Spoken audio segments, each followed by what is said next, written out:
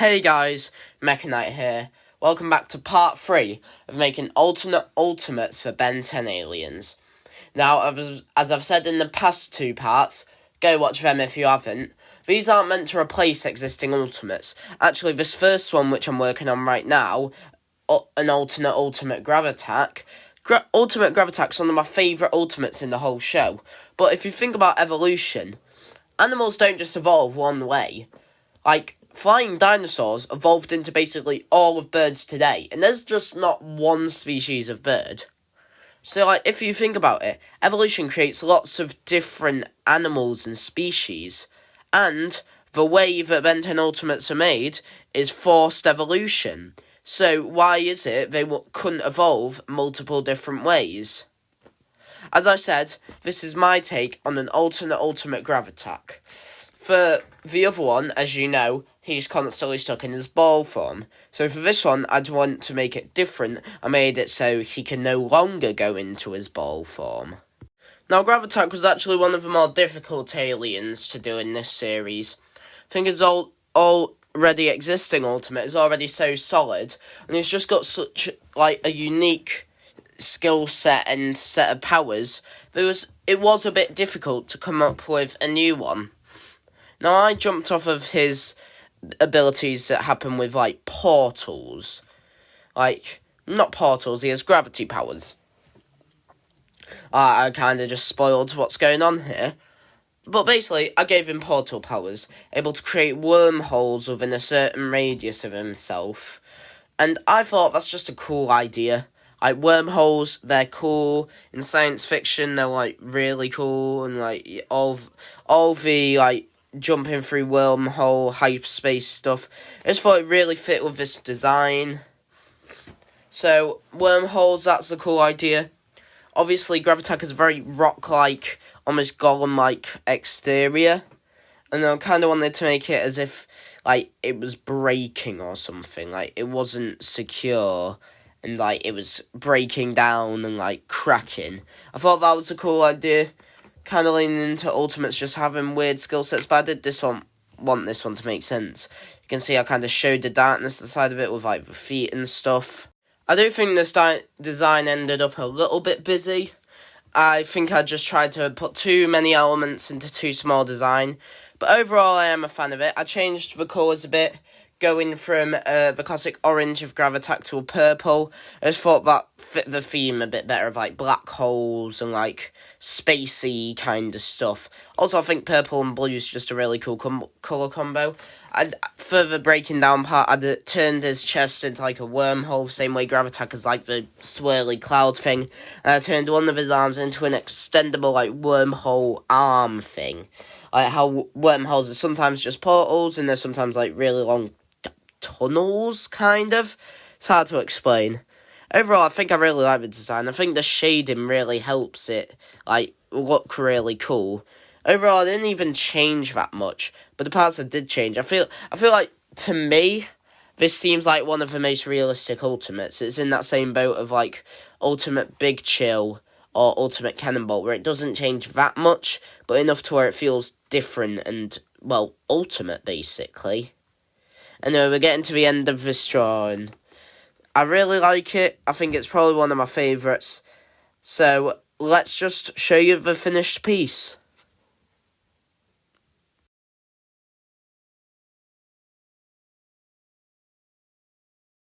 Now, as you know if you've watched the previous episodes, for each episode in this series, I've been trying to do 2 popular ultimates and 2 less popular ultimates.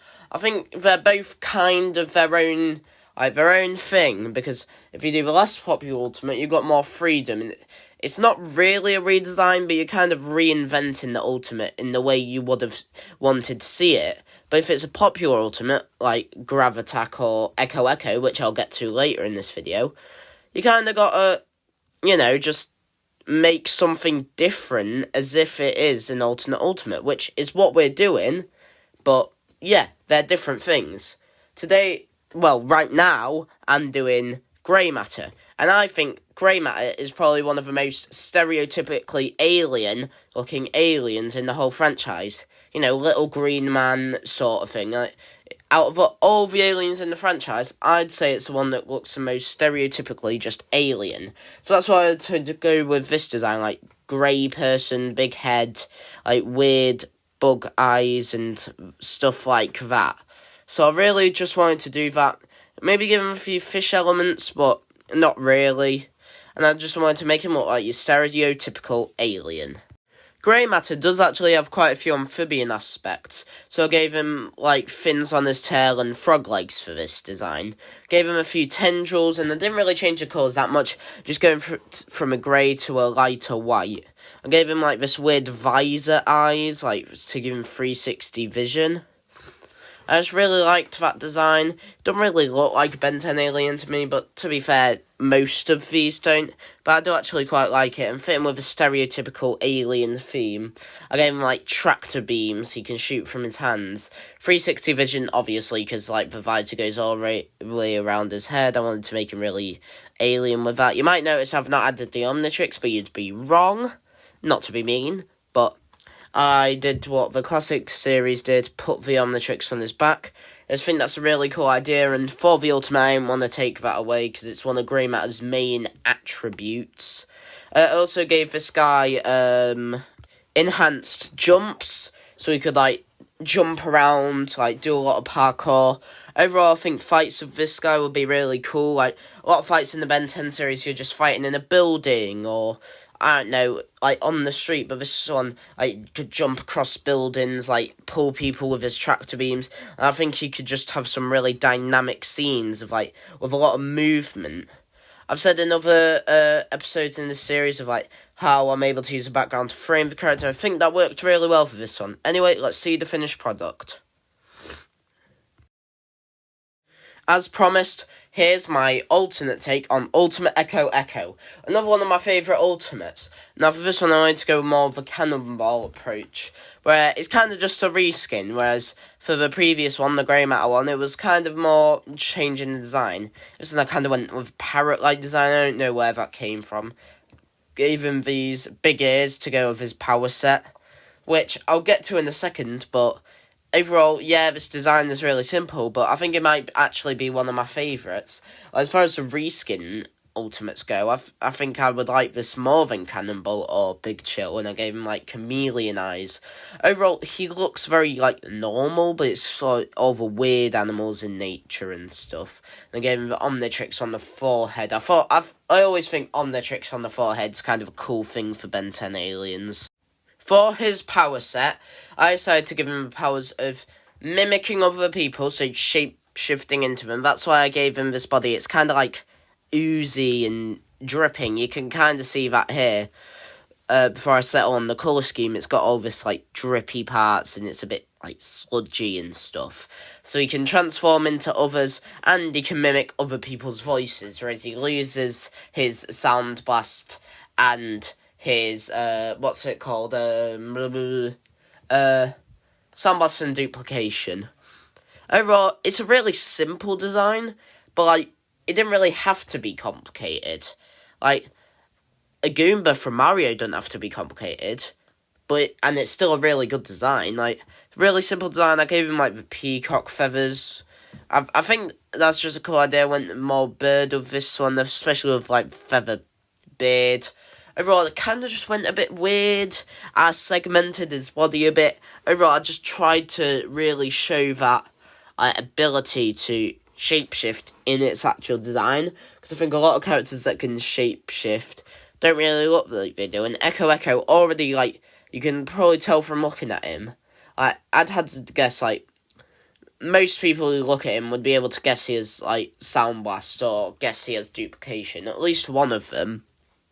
So I really wanted to emulate that with this. I gave him, like, the feathers and stuff. Echo Echo already is segmented, so I kind of just did that, but tried to fit more into the design.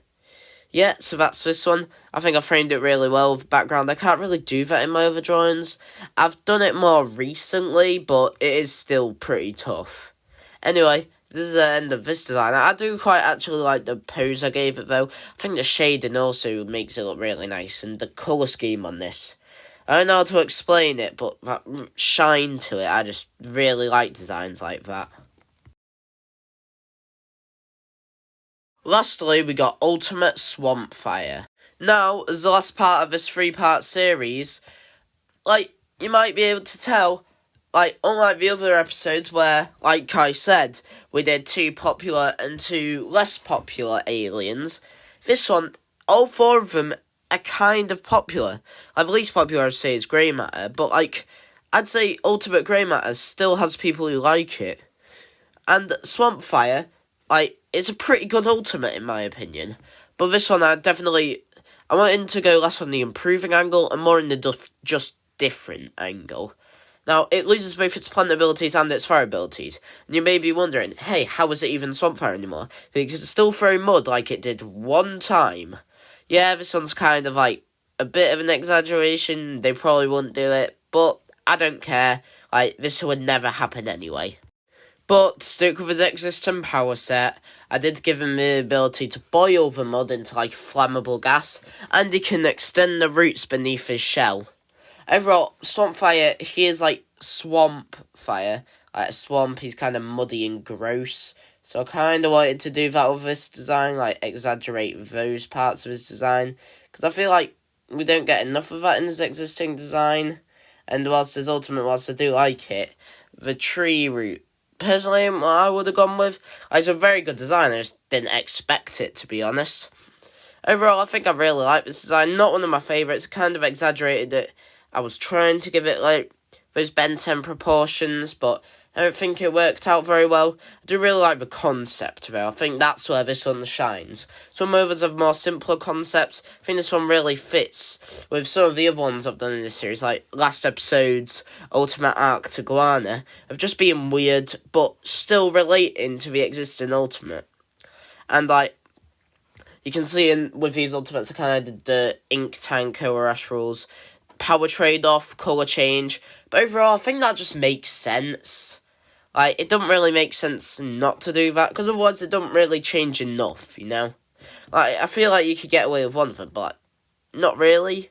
Because if you don't do both, it's just the same, alien. So you gotta do, both, I feel like. Because if you only do one, I don't know, it feels a bit too similar to me. Anyway, I think we're coming up to the end of this design. Overall, I don't really know where I got the idea for this one from. Probably just I wanted to make it a gross alien. It's not often artists like us draw anything really gross, but I think it's really fun sometimes to just draw something gross and weird. Anyway, thanks for sticking with this 3-part series, and I'll see you guys in the next episode.